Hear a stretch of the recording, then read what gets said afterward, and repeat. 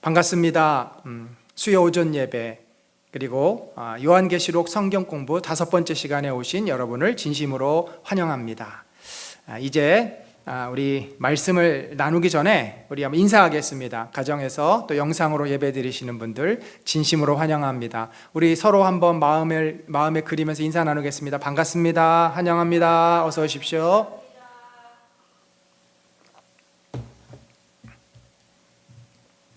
오늘 우리가 함께 다루고자 하는 내용은 7 나팔과 7 표적에 관한 내용입니다. 요한계시록 8장 1절로 5절을 제가 읽도록 하겠습니다. 7째 인을 떼실 때 하늘이 반 시간쯤 고요하더니 내가 보매 하나님 앞에 7 천사가 서 있어 7 나팔을 받았더라. 또 다른 천사가 와서 제단 곁에 서서 금 향로를 가지고 많은 향을 받았으니 이는 모든 성도의 기도와 합하여 보좌 앞 금 제단에 드리고자 함이라. 향연이 성도의 기도와 함께 천사의 손으로부터 하나님 앞으로 올라가는지라. 천사가 향로를 가지고 제단에 불을 담아다가 땅에 쏟음에 우레와 음성과 번개와 지진이 나더라. 아멘. 여러분, 우리가 요한계시록이라고 하는 쉽지 않은 책을 지금 같이 살펴보고 있습니다. 그렇지만 이 책의 내용을 깨달으면 깨달을수록 얼마나 하나님께서 구원의 완성을 기다리는 이 땅의 백성들, 주의 백성들을 위로하시고 또 격려하시고 그들에게 소망을 주시기를 원하시는지 그 마음을 알게 됩니다. 여러분, 우리가 이 요한계시록을 볼 때 전체 구조를 항상 머릿속에 기억하는 것이 부분을 이해하는 데 매우 도움이 됩니다. 우리가 살펴본 것처럼 맨 앞쪽은 7 교회에게 이제 보내는 편지, 권면과 또 경고의 내용을 담고 있고, 이 7 교회는 당시에 소아시아에 있는 7 교회뿐만 아니라 오늘날 모든 지상의 교회를 다 대표하는 교회다. 그래서 여러분, 요한계시록은 AD 100년경 쓰여진 책이지만 지금 2000년대를 살아가는 우리들에게도 동일하게 주시는 말씀이다. 왜냐하면 이 요한계시록의 그 전제가 뭡니까? 말세, Last Day라고 하는 이 말세, 예수님이 초림하시고 재림하시는 그 사이에 일어난 일을 우리에게 알게 해주시는 책이 바로 요한계시록이고, 따라서 이 말세에 하나님의 백성으로 사는 모든 자들은 이 요한계시록 말씀을 받는 그런 대상이 되기 때문입니다. 그래서 7 교회가 이 말세에 예수님이 다시 오실 때까지 어떠한 태도로 신앙생활을 해야 되는지에 대해서 7 교회를 중심으로 권면을 합니다. 그리고 나서 좀 더 이 요한계시록이 쓰여진 배경에 합당한 주제로 들어가는데, 가장 큰 그 배경의 주제가 뭐냐면 핍박입니다. 초대교회 도미티안 박해를 중심으로 당시에 로마 제국에 만연되어 있었던 기독교인들에 대한 박해, 여러분, 이 박해를 받는다고 하는 것은 얼마나 고통스럽고 억울한 일인지 모릅니다.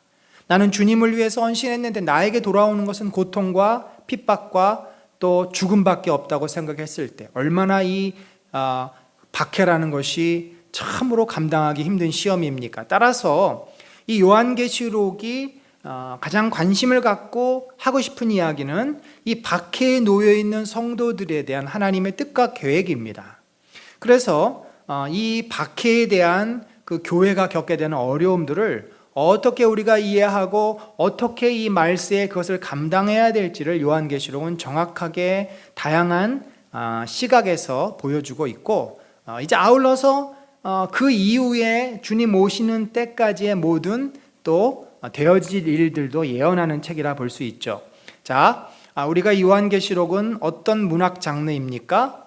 역사서이기도 하지만 가장 큰 서신서이기도 하고 역사서이기도 해요. 왜냐하면 역사적인 교회에게 보낸 편지니까 서신서, 역사적인 사건을 다룹니다. 그런데 이 문학 장르상으로 볼 때는 훨씬 더 많이 우리는 묵시문학과 예언서라고 볼 수 있습니다. 묵시문학은 뭐냐면 핍박을 받고 교회가 세상에 조롱거리가 되어 있는 상황입니다. 권력에 의해서 교회는 짓밟히고 있습니다. 따라서 목소리를 낼 수가 없습니다. 교회는 숨어 있어야 합니다. 성경은 다 불태워집니다.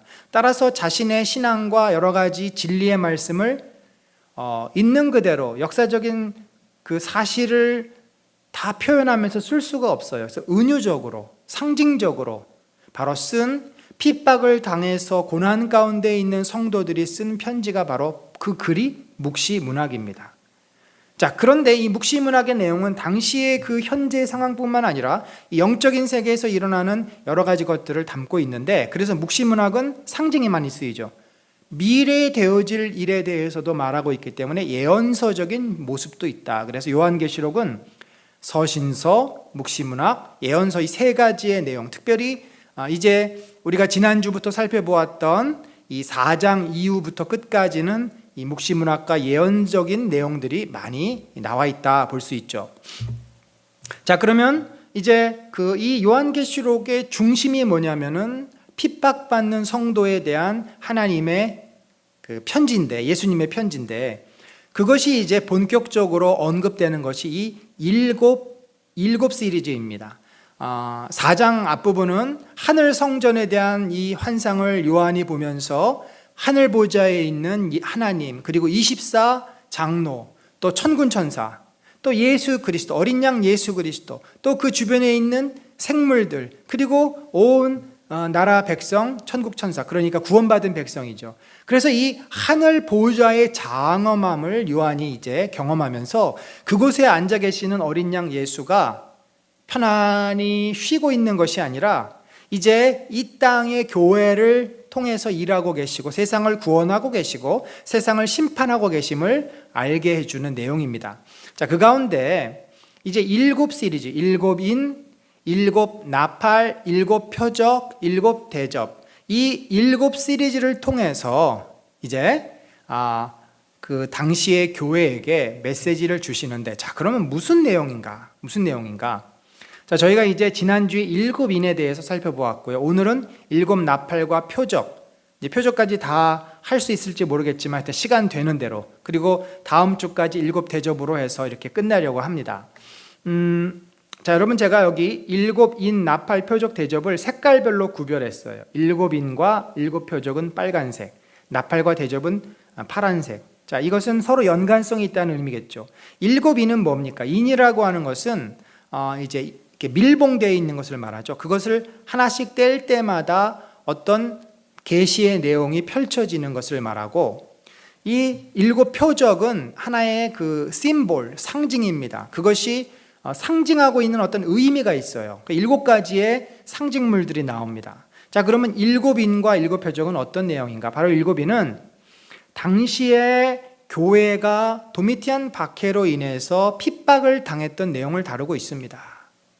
그래서 여기는 7인을 뗄 때마다 요한이 어떻게 했어요?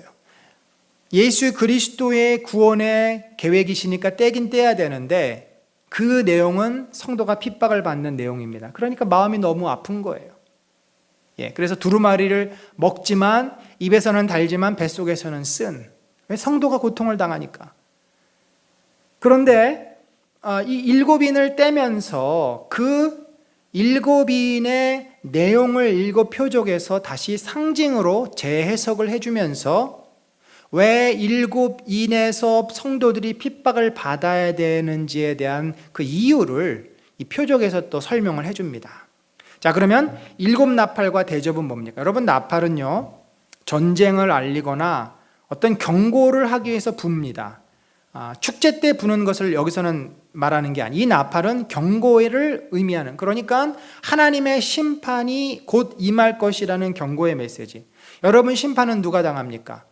이 인을 친 자, 그러니까 구원받은 백성이 심판을 당하지 않습니다. 인을 치지 않은 자, 우상을 섬기는 자, 짐승을 섬기는 자가 심판을 받습니다. 그래서 7 나팔은 하나님의 백성을 핍박했고 괴롭혔던 자들에 대한 경고와 징계의 내용입니다. 물론 그 목적은 저들도 회개하고 돌아와서 구원을 받도록, 그런 목적으로 예수님께서 7 나팔을 불게 하셨고, 그런데도 이들이 어땠어요? 결코 돌아오지 않고 회개하지 않습니다. 결국 그래서 7 대접, 이 대접은 진노를 상징합니다. 대접을 엎는다, 쏟는다, 심판이 내려진다는 말이죠. 그래서 우리가 이 4가지를 말할 때 7인과 7 표적은 성도가 겪게 되는 환난과 구원하심에 대한 내용, 7 나팔과 7 대접은 불신자들이 겪게 될 징계와 심판에 대한 내용이다라고 보시면 되겠습니다. 이렇게 이제 7 시리즈를 끝내면요, 이 7 시리즈는 시기적으로 볼 때 당시에 도미티안 박해를 경험했던 초대교회 7교회 때부터 시작을 해서 어디까지? 지금 우리가 사는 이 시기를 지나서 예수님이 오시기 전까지, 말세까지, 그러니까 이 모든 시기에 다 해당이 되는 거예요. 사건 자체는 초대교회에 일어난 도미티안 박해를 근거로 기록을 했지만, 그러한 교회를 핍박하고 성도가 구원을 받고 때로는 타락하는 이 역사는 반복적으로 일어납니다. 그래서 우리가 시제를 말하면 과거에 있는 거지만 미래까지도 연결되는 과거 완료다라고 볼 수 있겠죠. 그런데 이제 17장부터는 우리가 미래로 해석할 수 있겠습니다. 왜냐하면 음녀 바벨론이 완전히 멸망을 합니다. 음녀 바벨론은 누구예요? 사탄의 세력이죠. 이미 십자가에서 사탄의 세력이 치명적인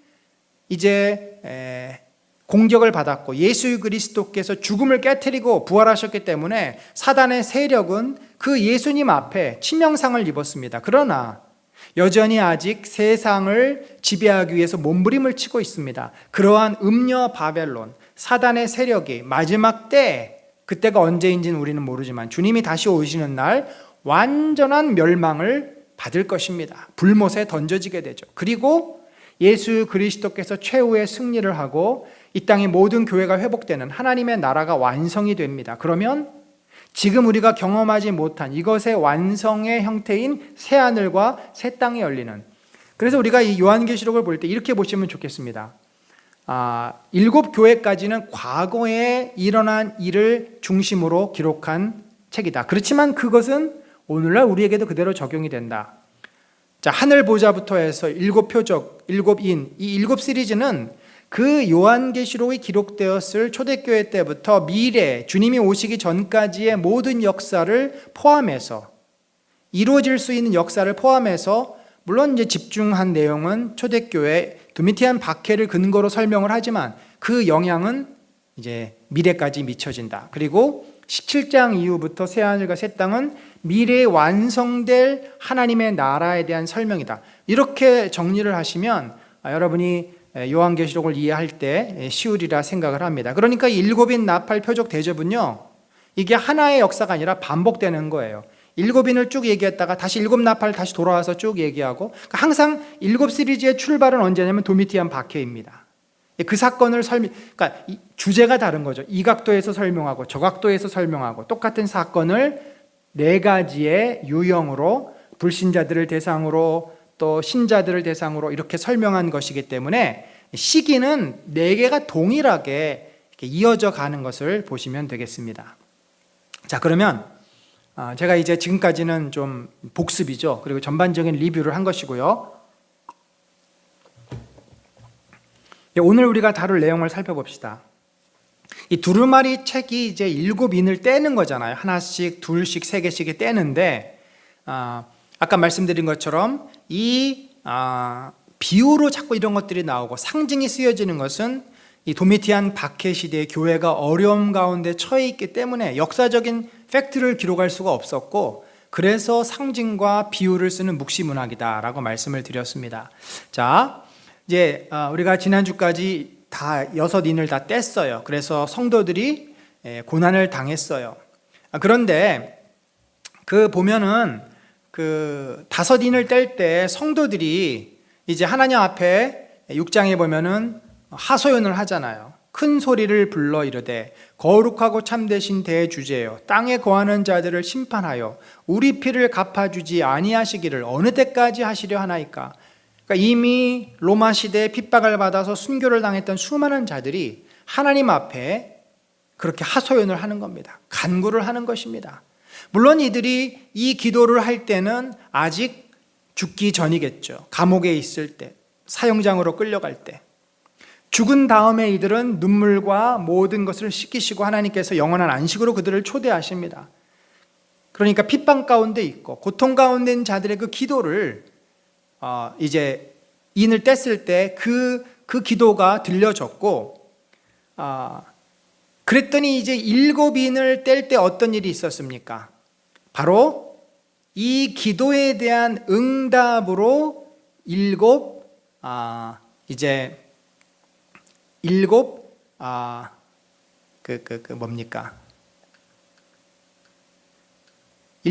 나팔이 이제 울려지는 그러한 이제 전환점이 됩니다. 여기 보니까 8장 3절에 그 일곱 성도들의 기도를 통해서 하나님께서 드디어 응답을 하시는 거죠. 그 응답으로 최후의 심판이 시작이 됩니다. 또 다른 천사가 와서 제단 곁에 서서 금향로를 가지고 많은 향을 받았으니, 이게 쭉 무슨 내용이에요? 4절에 보니까 향연이 성도의 기도와 함께 천사의 손으로부터 하나님 앞으로 올라가는지라. 무슨 기도겠어요? 6장에 언급된, 이 앞에 언급된 6장 10절 이하에 언급된 그 탄원의 기도입니다. 우리의 억울함을 언제까지 이렇게 내버려 놓으시겠습니까? 그러자 이제 일곱째 인이라는 것은 그 일곱 나팔을 이제 드디어 불게 하겠다라는 내용이에요. 그러니까 천사가 제단에 불을 담아다가 땅에 쏟음에 우레와 음성과 번개와 지진이 나더라. 그래서 그 일곱 인 가운데 성도들의 간구가 일곱 번째 인에서 응답이 되어지는, 그리고 이제 이것이 일곱 나팔로 넘어가는 전환점이 됩니다. 자, 그럼 오늘부터 우리가 이제 그래서 이런 일곱 인과 일곱 나팔이 아주 긴밀하게 연결이 되어 있죠. 일곱 인이라는 것은 일곱 나팔을 불게 하는 그러한 응답의 내용을 다루고 있는 거죠. 자, 이제 보니까 내가 봄에 하나님 앞에 일곱 천사가 있어 일곱 나팔을 받았더라.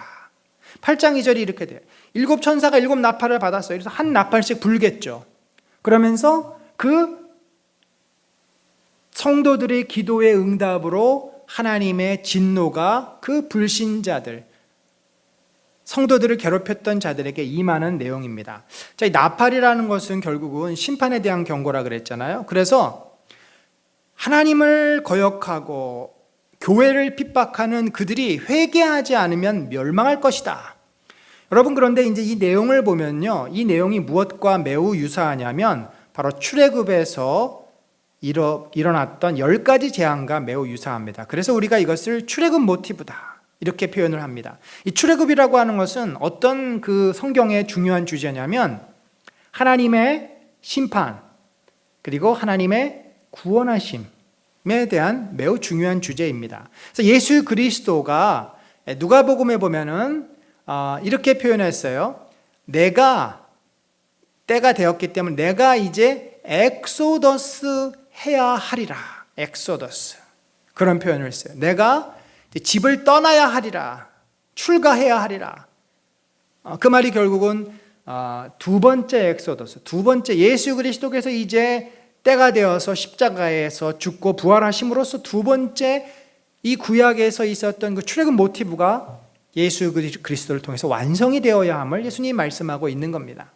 자, 그렇다면 이 출애굽 모티브, 거기에서 하나님께서 바로로부터 이스라엘 백성을 단번에 구출해내지 아니하시고 무엇을 먼저 그곳에 이제 보여주셨습니까? 10가지 재앙.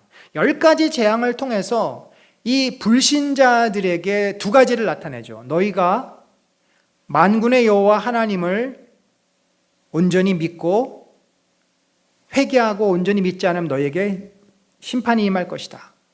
그것이 이 10가지 재앙을 주신 가장 큰 목적이고, 또 하나는 너희가 의지하고 있는 그 나일강, 곤충들, 해와 달과 별들, 이 모든 것들은 내가 창조한 피조물이다 라는 것을 하나님이 이 10가지 재앙을 통해서 보여주시지 않았습니까?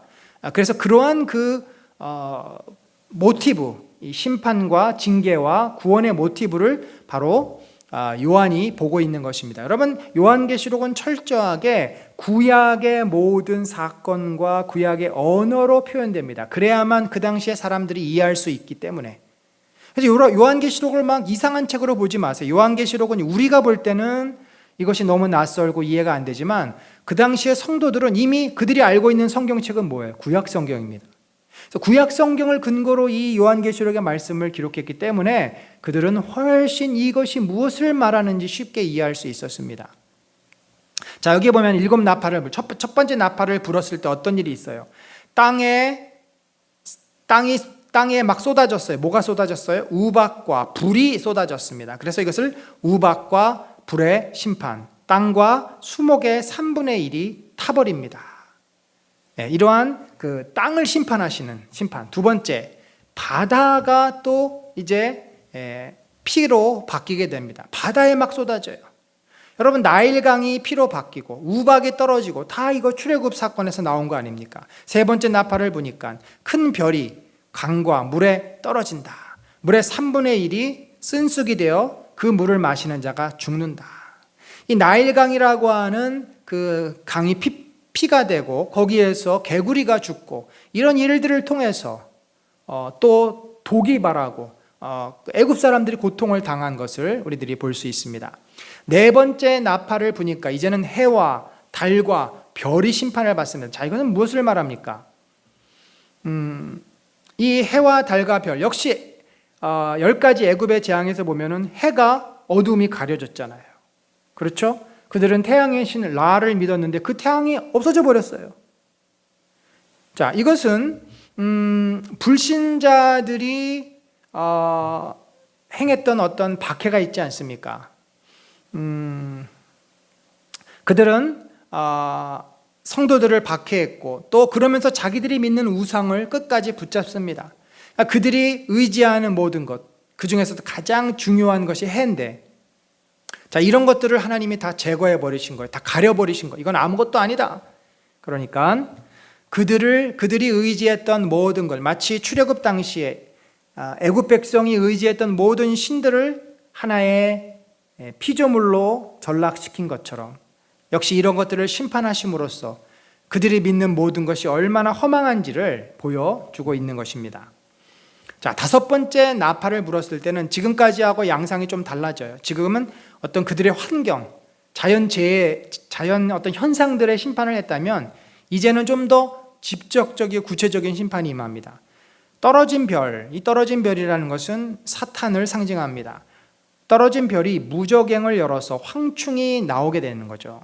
이 무저갱이라고 하는 것은 이 황충은 아바돈 혹 아블루온이라는 표현으로 되어 있습니다. 아블루온이라는 것이 헬라어인데 이 뜻이 뭐냐면 이 깊은 곳에서 나온 아들, 깊은 곳에서 나온 자, 그런 뜻입니다.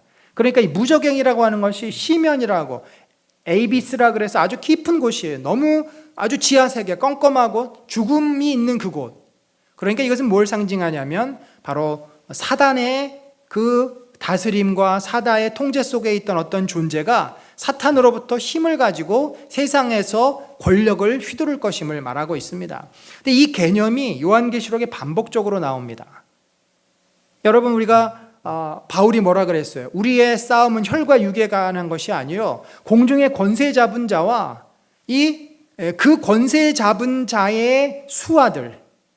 그러니까 당시에 로마 시대에 그 공중의 권세 잡은 자, 이 사탄의 지배 아래서 권력을 남용하고 세상을 어둠으로 가득 차게 했던 자들이 누구겠어요?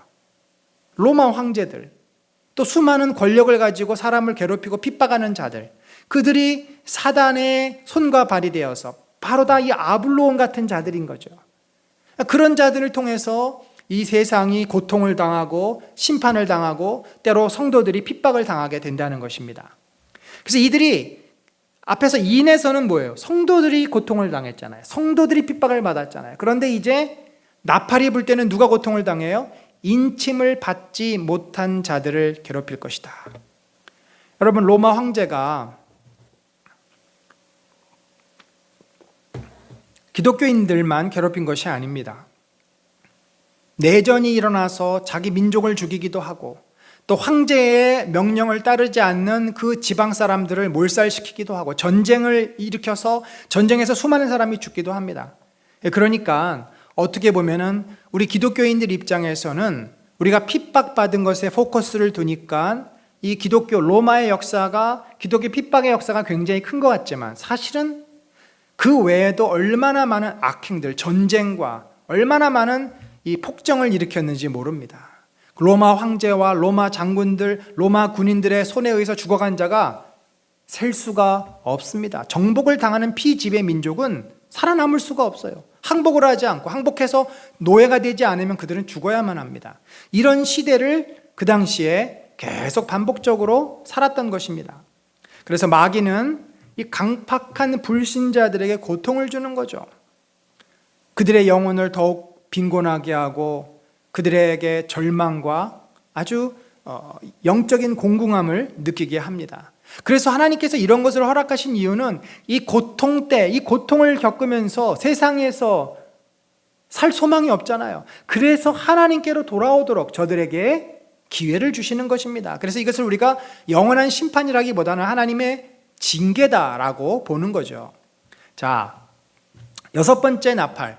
이 대부분 인도 그렇고 또 나팔도 그렇고 뒤에 또 뭐 대접도 그렇고 이 6번째나 7번째, 특별히 6번째 오는 것들은 종말과 가까운, 그러니까 미래에 일어난 일을 좀 이렇게 예언적으로 표현하는 것들이 많습니다. 여기도 보면은 악한 네 천사 곧 마귀는 최후의 심판으로 불신자 3분의 1을 죽일 것이다. 이 최후의 심판이 언제 일어나는지 우리는 모릅니다. 앞의 내용들은 이미 로마 시대 혹은 이미 역사 속에서 일어난 일들을 언급할 수도 있겠지만 이 6째 나팔에서 나온 최후의 심판은 아직 일어났다, 이 사건이었다라고 말하기가 매우 어렵습니다. 그 내용으로 볼 때는 충분히 미래에 일어날 일일 수도 있기 때문입니다. 여기 보면은 이 재앙에 죽지 않고 남은 사람들은 손으로 행한 일을 회개하지 아니하고 오히려 여러 귀신과 또는 보거나 듣거나 다니거나 하지 못하는 금은 동과 목석의 우상에게 절하고. 자, 이 재앙, 마지막 최후의 심판을 그 당시의 역사에서 어떤 사건으로 본다면 그것은 이제 이런 적용을 할 수 있는 거죠. 그들이 그 큰 마치 세상이 멸망당하는, 예를 들면은 뭐 AD 70년에 예루살렘이 로마에 의해서 불타지게 되지 않습니까? 그날이 마치 마가복음이나 마태복음은 종말의 때랑 그 AD 70년 예루살렘 멸망을 이렇게 오버랩해서 설명을 하고 있습니다. 그만큼 그때의 심판이 극렬하고 아주 무서울 것임을 말하고 있는 거죠. 그러니까 그런 일을 겪었었던 사람들도 어떻게 했어요? 회개하지 않고 여전히 하나님을 불신하고 하나님을 믿지 않았다 하는 부분을 여기서 강조를 하고 있는 거죠. 자, 요 6번째 나팔을 과거에 있는 사건으로도 적용을 할 수 있지만 그러나 또 미래에 되어질 일을 말하는 것이기도 하다. 그걸 우리가 뭐라고 딱 단정지어서 말할 수는 없습니다. 자, 마지막 7번째 나팔은 뭐냐면 7번째 나팔이 불기 전에 막간, 삽입이 들어가요. 자, 이제 이 내용이 또 오늘 굉장히 중요한 내용입니다. 자, 이렇게 이제 7인에서 교회가 핍박을 받아요. 7 나팔을 불면서 그 핍박받았던 세상을 예수님께서 심판하세요. 그러면 세상에 이렇게 심판을 받고 세상에 전쟁이 일어나고 고통을 당할 때 그러면 성도들은 뭐 해야 되냐? 우리는 핍박을 당하지 않으니까 가만히 편안히 숨어 있으면 되냐? 그것이 아니에요. 여기에 보면은 두 증인을 불러냄으로써 그 두 증인이 이 마지막 때 너희가 세상의 심판을 받고 세상이 혼란할 때 해야 될 일이 무엇인지를 말해주고 있습니다. 자, 다시금 이제 요한이 계시를 받았어요. 두루마리를 먹습니다. 그런데 그 두루마리가 어땠어요? 입에서는 달았지만 뱃속에서는 씁니다. 자, 이것이 전형적인 표현인데 이 내용을 보면은 다시 또 앞에서 겪었던 핍박과 환난의 내용을 또다시 언급을 하기 때문에 이렇게 말하고 있는 겁니다. 자, 내가 11장 3절 내가 나의 두 증인에게 권세를 주겠다. 여러분, 예수님께서 뭐라 그러셨어요? 내가 너희에게 하늘과 또 땅의 모든 권세를 내가 가졌기 때문에 내가 그 권세를 너희에게 위임하고 너희를 세상에 보낸다 했습니다. 여러분, 사실 그래서 우리가 정치적인 권력 또 물질적인 권력은 없지만 예수 그리스도에게서부터 받은 교회의 영적인 권세가 있습니다. 그래서 우리는 절대 사탄 마귀를 두려워할 필요가 없습니다. 사탄 마귀는 우리를 유혹하거나 시험에 빠뜨리려고 몸부림치지만 우리를 함부로 할 수는 없습니다. 우리에게는 사탄 권세를 이길 권세가 있습니다. 능력이 있습니다. 바로 그것은 성령께서 우리와 함께 하시기 때문이죠. 그래서 이 두 증인에게도 그런 권세를 줬는데 그들이 누구냐면 바로 두 감람나무와 두 촛대예요. 이들이 무엇을 하냐면 굵은 베옷을 입고 예언을 한답니다. 자, 이들이 하는 일은 예언하는 일, 곧 말씀의 선포임을 우리는 알 수 있습니다. 그러면 두 감람나무는 무엇인가? 이 스가랴서, 또 이 스가랴서에는 두 감람나무가 이스라엘이죠. 또 두 촛대, 촛대는 계시록에서 교회라고 설명을 합니다. 그러니까 이 두 감람나무와 두 촛대, 곧 두 증인은 뒤에 이제 에스겔과 엘리야와 모세를 상징하지만 그 사람들은 결국 누구를 말하냐면 하나님의 백성, 교회를 말하는 것입니다. 하나님의 성도들을 말하는 것입니다. 이 증인에 대하여 좀 더 설명을 합니다. 그들이 무엇을 했냐면 권능을 가지고 하늘을 닫아 그 예언을 하는 날 동안 비가 오지 못하게 했다. 그러니까 이 두 증인이 했던 일이 구약의 시대부터 쭉 이어지는 그런 역사 속에서의 사건을 말해요. 그러니까 이 요한계시록의 시점은 그렇습니다. 지금 있는 일이지만 이것은 과거에부터 해왔던 일이고, 그러니까 출애굽이라든지 구약의 시대가 그 당시 요한이 살았던 시대와 다 연결이 돼요. 뿐만 아니라 요한이 말하고 있는 시대에 대한 이야기지만 오늘날 우리들에게까지도 다 연결이 됩니다. 그러니까 이게 창조와 완성이라는 그 사이에 교회 시대, 구원의 시대가 다 연결이 되는 그런 내용이라고 볼 수 있죠. 그래서 두 증인에 대한 이야기를 하는데 성경에서는 모세와 엘리야를 이야기하지만 실제 그 대상은 당시의 초대교회를 말하고 있는 겁니다. 그러나 이 초대교회는 오늘날 우리들의 이 한국교회, 세계교회도 포함이 되는 거죠. 그런 의미에서 다 이게 오버랩이 된다. 다 그 속에 함축되어 있다라고 보시면 되겠습니다. 엘리야는 비가 오지 못하게 하는, 그가 기도하니까 비가 오지 않아서 아합이 막 열받았잖아요. 그런 일을 했습니다. 또 권능을 가지고 물을 피로 변하고 여러 가지 재앙을 땅에 쳤던, 10가지 재앙을 일으켰던 모세. 이 엘리야와 모세, 곧 구약의 성도들 그리고 신약의 교인들이 세상에 하나님의 말씀을 예언, 곧 복음을 선포할 증인으로서 부르심을 받았고, 선지자의 사명, 모세가 그랬고 엘리야가 그랬고 자신의 생각을 말한 거 아닙니다. 하나님이 그들에게 주신 것을 그들이 가지고 가서 바울에게 선포했고 엘리야는 아합에게 선포했습니다. 이 패턴이 똑같죠. 그러면 초대교회 교인들은 그들이 예수 그리스도로부터 받은 말씀을 누구에게? 로마 시민에게, 로마 황제에게 선포한 것이고, 오늘 우리는 교회를 통해서 받았던 하나님의 진리의 말씀을 세상의 불신자들에게 선포하는 증인의 사명을 받은 것입니다. 그런데 이 증인의 사명을 다 했어요. 그랬더니 어떤 일이 벌어졌습니까? 그들이 그 증언을 마칠 때 무적행으로부터 올라오는 짐승이 그들과 더불어 전쟁을 일으켜 그들을 이기고 그들을 죽일 터인즉 그들의 시체가 큰 성길에 있으리리. 여러분, 이게 우리가 이 내용을 잘 모르면 굉장히 어렵게 느껴질 수밖에 없는 게 6절까지는 지금 엘리야 이야기, 모세 이야기를 했잖아요. 그런데 갑자기 7절, 8절은 무적행이 나오고 또 시체가 널브러져 있다라는 표현이 나옵니다. 갑자기 주어도 달라졌고 또 시대도 달라졌어요. 그래서 우리가 이것을 이해할 때 모세와 엘리야라고 하는 그 인물은 정말 모세와 엘리야를 말하는 게 아니라 일종의 대표죠. 교회를 대표하는.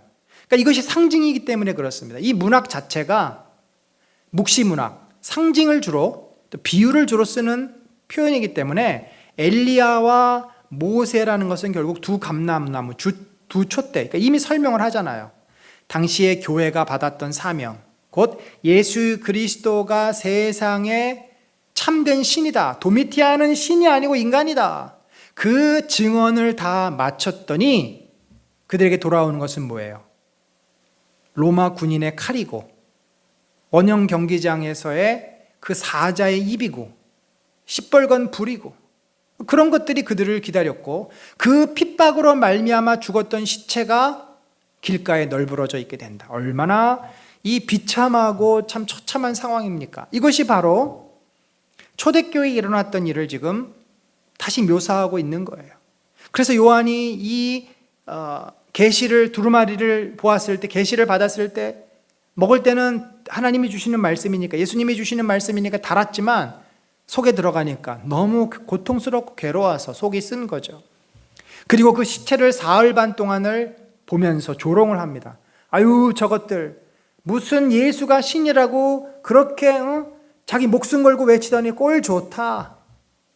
아주 시체를 조롱하고 비난하고, 그리고 그들이, 크리스찬들이 사자의 밥이 되고 또 불에 타서 죽는 것을 보면 박수를 치고 웃고 즐거워하고, 당시 원형 경기장에서 이러한 일이 벌어질 때마다 그것은 큰 마을의 이벤트가 되며 도시의 큰 이벤트가 돼서 모든 사람이 몰려와 하하호호 깔깔거리고 그것을 보면서 즐거워합니다. 얼마나 잔인한, 얼마나 악한 자들입니까?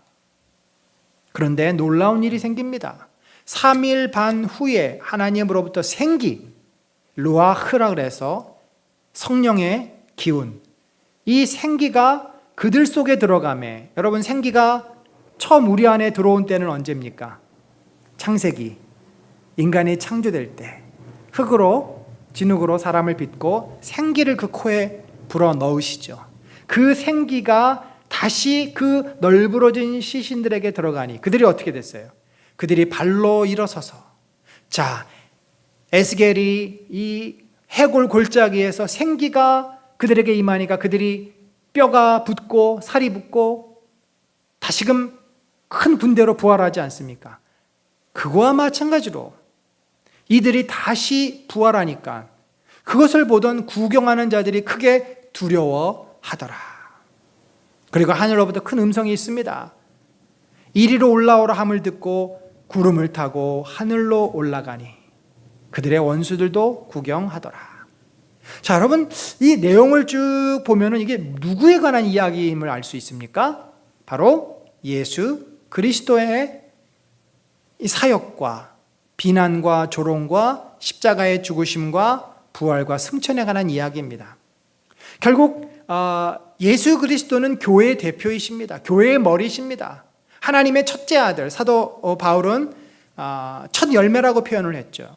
그래서 예수 그리스도가 증인이 되어서 하나님 나라를 이 땅에 선포하셨고 또 핍박을 당하셨고 죽고 그러나 부활하셔서 승천하신 것처럼 초대교회 성도들도 어떻게 된다는 이야기예요? 지금 너희들이 도미티안 핍박을 받아서 지금 죽었고 고통을 당하고 있지만, 조롱을 받지만 결국 너희들도 다시 부활할 것이다. 다시 너희가 하나님께 승천돼서 하나님의 영광의 자리에 들어갈 것이다 라는 것을 지금 말하고 있는 거죠. 우리야 지금 이게 역사적인 사건을 해석하는 말이기에 이게 그렇구나 하겠지만, 자기 엄마가 잡혀가고 아버지가 사자의 밥이 되었던 그 사람들이 이 글을 읽을 때 그들이 얼마나 위로가 되고 얼마나 소망을 갖게 되겠습니까? 또 내일 잡힐지 모레 잡힐지 모르는 두려움에 처해 있는 성도들이 이 글을 읽을 때 그들이 얼마나 그 두려움을 이길 수 있는 소망과 확신이 되겠습니까? 바로 이런 위로의 말씀을 통해서 초대교회가 믿음을 버리지 않고 신앙 가운데 설 수 있었고, 실제로 그들이 그 고난을 통과하고 나서 하나님의 영광의 자리에 들어감을 주님이 약속해 주시는 것이고, 결국 그렇다면 오늘날 우리들도 하나님의 나라를 위해서 세상에 복음을 전하고 교회를 세우기 위해서 어려움을 당하고 사람들로부터 조롱을 받을 수 있습니다. 그러다가 우리가 생명이 다해서 이 땅을 떠나갈 때 우리는 하나님의 영광의 자리에 들어갈 것이다. 그러하기 때문에 우리가 이 땅에서의 사는 삶에 연연해하지 않고, 이 땅에서 내가 영광을 누리는 것에 집착하지 아니하고, 이 땅에 재산을 모으고 이 땅에 많은 것들을 이루는 것을 우리들이 붙잡지 않고 주님이 주신 사명으로 매일매일을 사는 것 아니겠습니까? 결국 이 사건은 지금 예수 그리스도의 초대교회 사건이고, 도미티안 황제 박해로 인해서 초대교회 당시의 보편적인 현상이었지만 결국 이것이 마지막에 갑자기 여기서 이제 시제가 또 미래로 확 점프해 버립니다. 7째 천사가 나팔을 불매. 자, 6번째 나팔을 불 때는 막간, 중간에 이제 두 증인에 대한 이야기가 나오잖아요. 근데 이것이 자동적으로 7번째 나팔과 함께 마지막 때로 넘어가요. 하늘에 큰 음성이 나서 이르되 세상 나라가 우리 주와 그의 그리스도의 나라가 되어 그가 세세토록 왕노릇 하시리로다. 그러니까 5번째 나팔까지, 또 6번째 나팔까지가 당시의 역사를 주로 다루고 마지막 때의 부분을 다룬다 한다면 막간에서 두 증인이 교회가 그 역사 속에서 어떤 삶을 살게 될 것이고 마지막에는 하나님의 나라가 온전히 영광 가운데 세상에 편만하게 될 것임을 말해주고 있습니다. 여러분, 이제 우리가 7 나팔을 지금 이제 끝냈고요. 7 표적 시간 되는 대로 한번 해보겠습니다. 7 표적은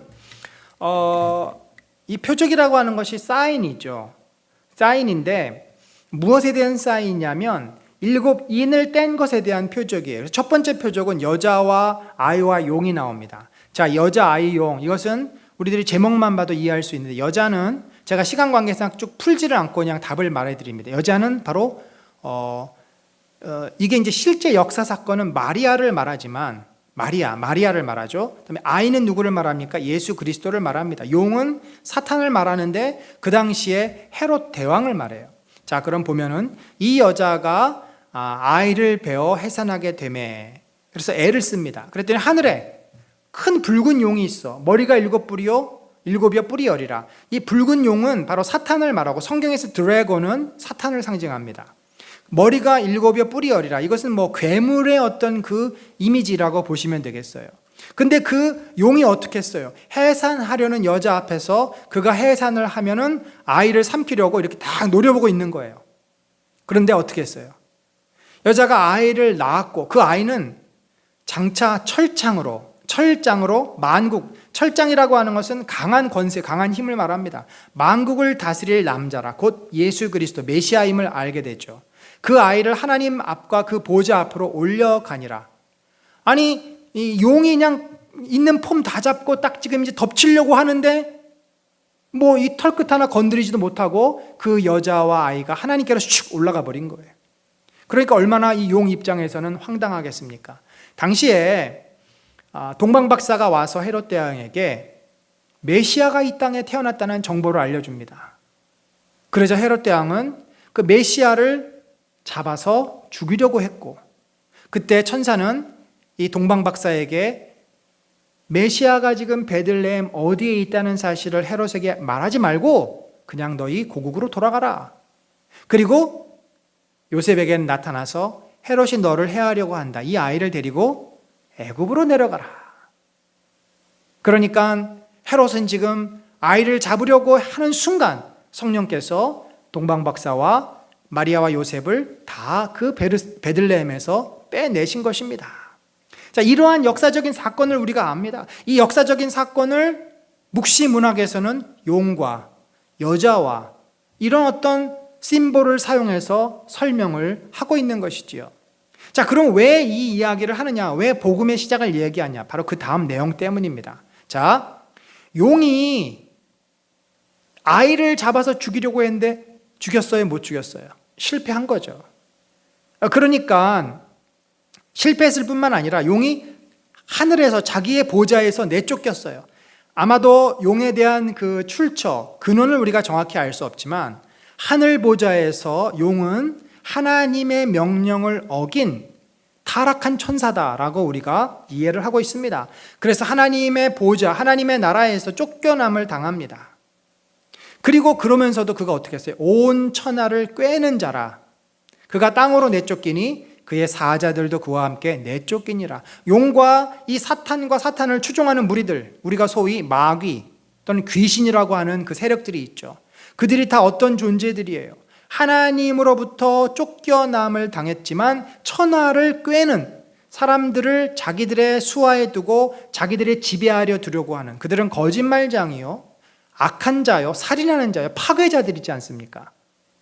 그럼 그들의 습성상, 그들의 그 본성상 누군가를 죽이고 누군가를 파괴해야 되는데 그 아이 예수 그리스도를 못했기 때문에 그 대신 타겟을 누구를 삼았냐면 13절에 보니까 용이 자기가 땅으로 내쫓긴 것을 보고 남자를 낳은 여자를 박해하는지라.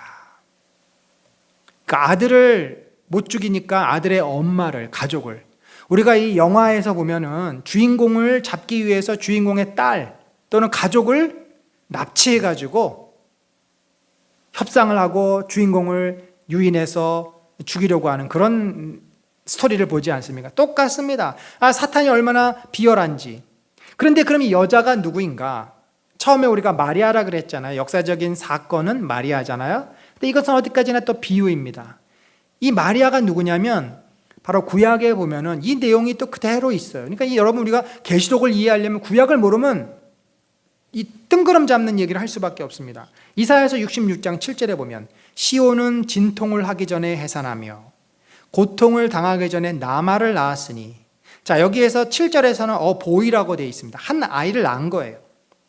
8절에 시온은 진통하는 즉시 그 아들을 순산하였도다. 근데 여기서는 소온스라고 복수형으로 되어 있습니다. 어떻게 된 걸까요?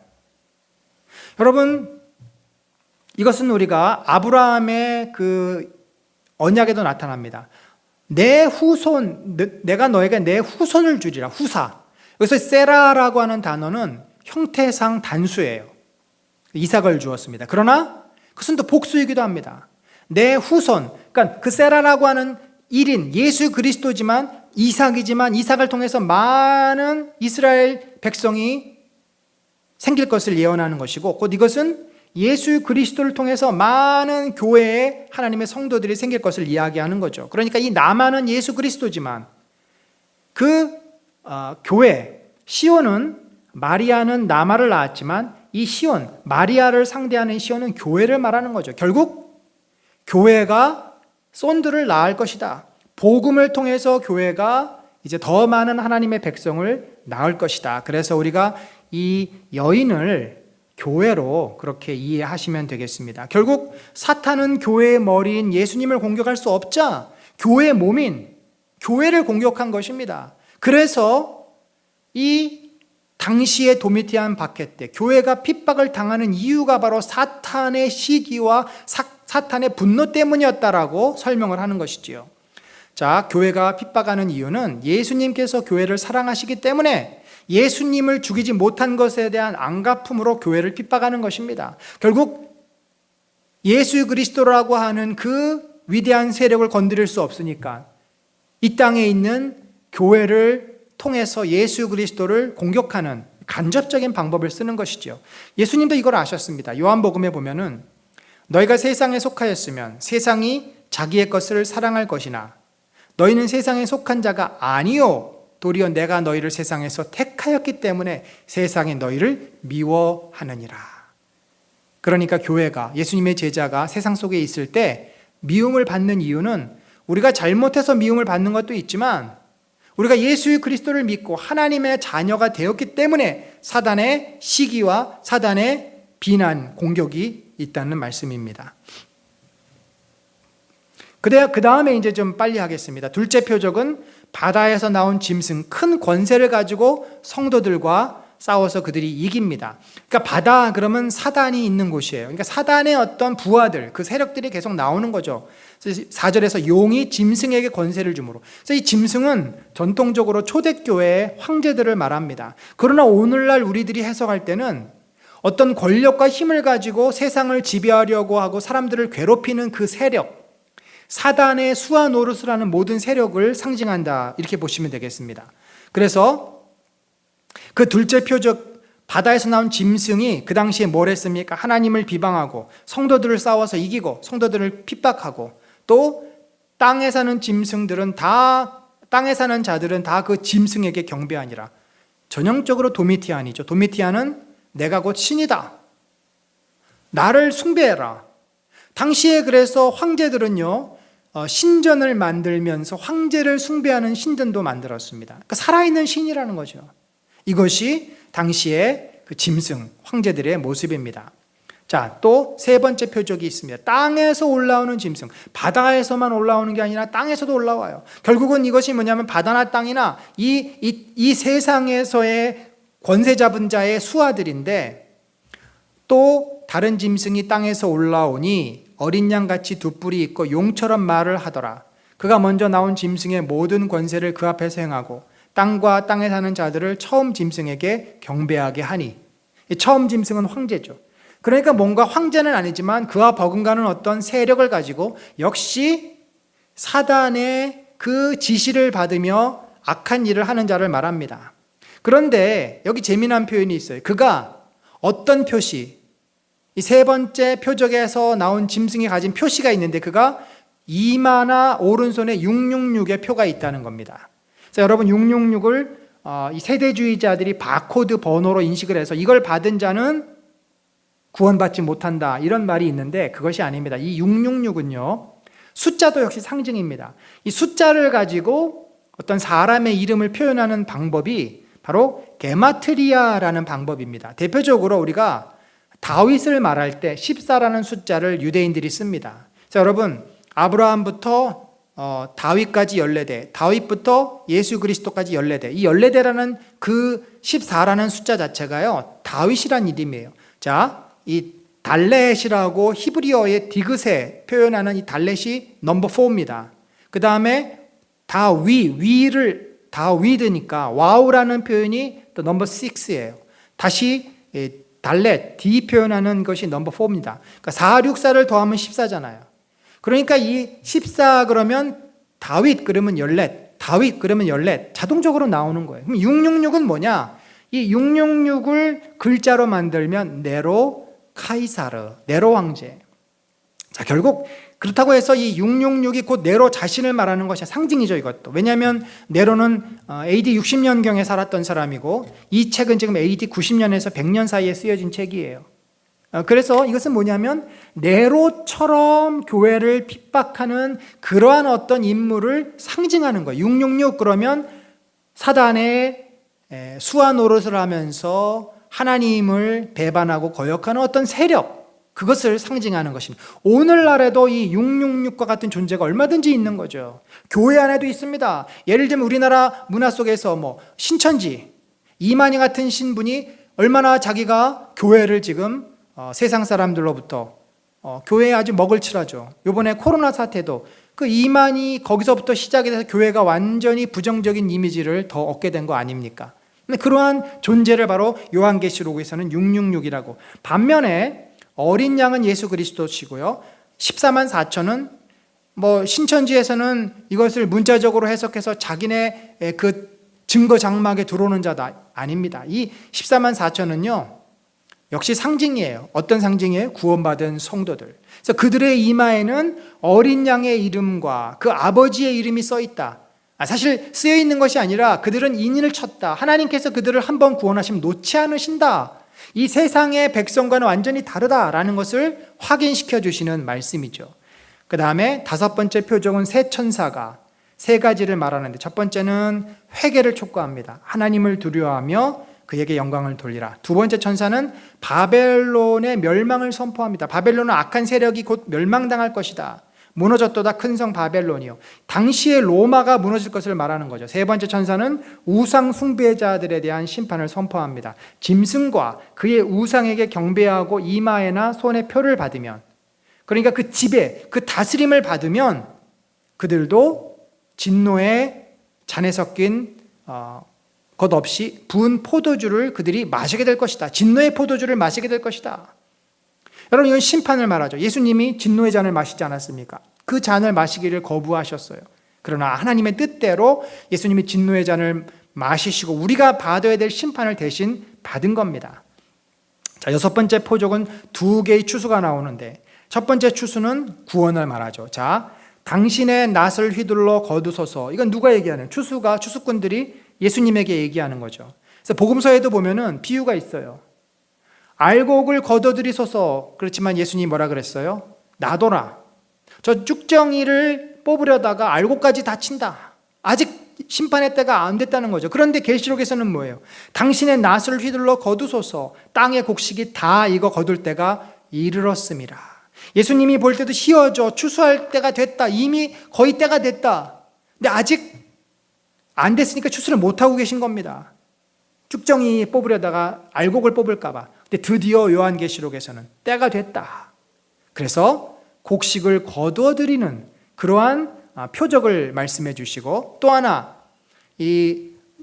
또 다른 추수는 뭐냐면요, 포도의 추수인데 이것은 심판을 상징해요. 왜냐하면 여기 보니까 이런 표현이 있어요. 진노의 큰 포도주 틀에 던짐에 성 밖에서 그 틀이 밟히니. 자, 여러분, 포도는요 지금이야 뭐 기계가 옛날에는 발로 밟습니다. 밟으면 막 포도주가 팍팍 튀잖아요. 그게 꼭 피가 튀는 것 같아요. 그래서 포도주 틀을 밟았더니 피가 튀었다고 말합니다. 그것이 얼마나 넓게 퍼졌는지 1600 스타디온, 이 스타디온은 178m예요. 거의 한 3만 미터에 이르는 그 지경. 그러니까 이것은 뭐 어마어마한 지경의 그 피가 튀었다, 피가 흘러갔다. 그만큼 이 심판이, 어마어마한 심판이 임하게 될 것이다. 그리고 다시 또 막간이 나옵니다. 7 천사와 7 재앙을 또 말하는 막간이 나오고요. 마지막 7번째 표적은 이긴 자의 예배. 결국 마지막 때 심판이 나오면서, 심판만 있는 게 아니죠. 인을 받은 자, 어린 양과 아버지의 이름에 인을 받은 자들은 어떻게 돼요? 짐승과 그의 우상과 그의 이름의 수를 이기고 벗어난 자들이 어린 양의 노래를 불러 예수 그리스도께 영광과 찬송을 돌립니다. 그리고 만국이 와서 주께 경배한다.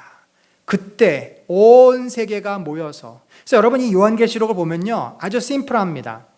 핍박을 받는 자에게 반드시 구원을 확신하고 인을 받았으니까 이 핍박을 견디면 하나님 보좌의 영원한 생명과 영광과 예배에 참여하게 될 것이다. 그러나 짐승을 섬기고 짐승의 지배를 받으면 영원한 심판이 그들에게 있을 것이다.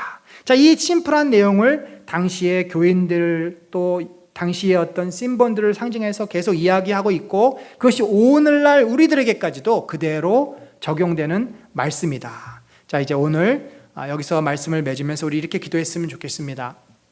주님, 우리가 아직 말세를 살아가면서 주님이 언제 오실지는 모르지만 이때에 우리에게 증인의 사명을 감당케 하셨습니다. 교회가 어려워지고 있습니다. 특별히 한국 교회를 생각해 보면 한국 교회가 몹시 어려워지고 있습니다. 제대로 교회들이 운영이 안 되고 문을 닫는 것도 많고 사람들로부터 조롱을 받고 교회의 권위가 땅에 떨어진 상황입니다. 그런 상황 속에서 증인의 그 사명을 우리가 잊어버리지 않고 정말 복음과 하나님 나라를 끝까지 선포했을 때, 비록 핍박이 있고 어려움이 있을지라도 우리가 주께서 우리를 끝까지 지켜주시고 보호해 주시는 것을 확신하고 우리가 이 증인의 사명을 잘 감당하게 하소서. 그리고 정말 하나님의 영광의 보좌를 소망하며 이 모든 어려움들을 이기는 교회가 되게 하소서라고 우리 이 시간에 같이